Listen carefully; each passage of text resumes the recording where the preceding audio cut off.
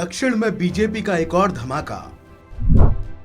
Kiran Kumar Reddy BJP में हुए शामिल। किरण ने कांग्रेस को सुनाई खरी खोटी।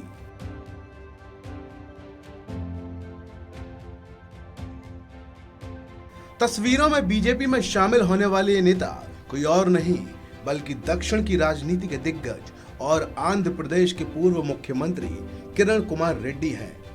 जहां कांग्रेस पार्टी के लिए ये बहुत बड़ा झटका है, तो वहीं बीजेपी के लिए कोई संजीवनी से कम नहीं है।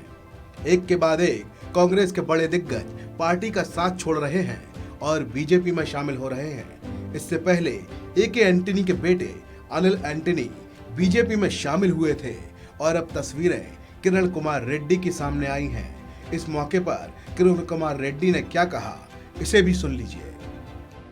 And I never imagined that I'll have to leave the party.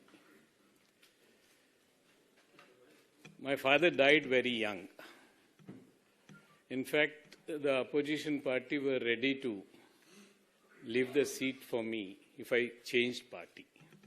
I said, no, I will continue in the Congress party. Unfortunately, what has happened is, state after state, due to bad decisions and wrong decisions of the Congress High Command, the party is getting damaged totally in all the states.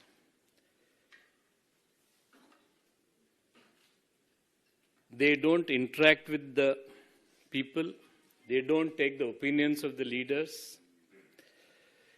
It is not a story in one state. It is a story throughout the country. There is an old saying which says, my king is very intelligent. He doesn't think on his own.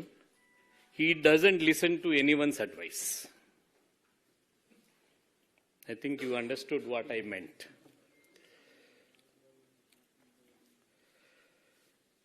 They want authority to control, but they don't want to work hard.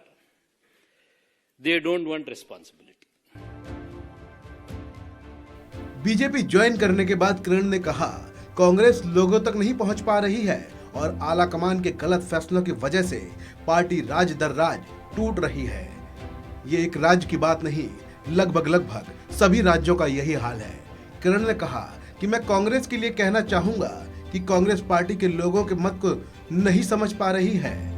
Congress party न तो विश्लेषण कर रही है कि गलती क्या है और न ही वे सही करना चाहते हैं। वो यही सोचते हैं कि मैं ही सही हूँ और देश की जनता समेत बाकी सब गलत हैं। इसी विचारधारा की वजह से मैंने पार्टी छोड़ने का फैसला लिया है।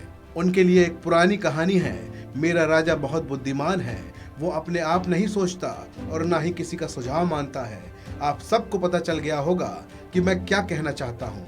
आपको बता दें कि रेड्डी पहले भी कांग्रेस से इस्तीफा दे चुके हैं।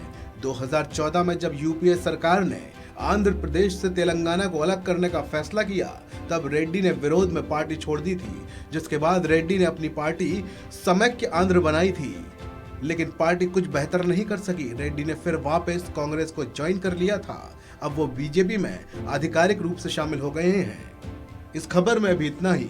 आप बने रहिए वन इंडिया के साथ।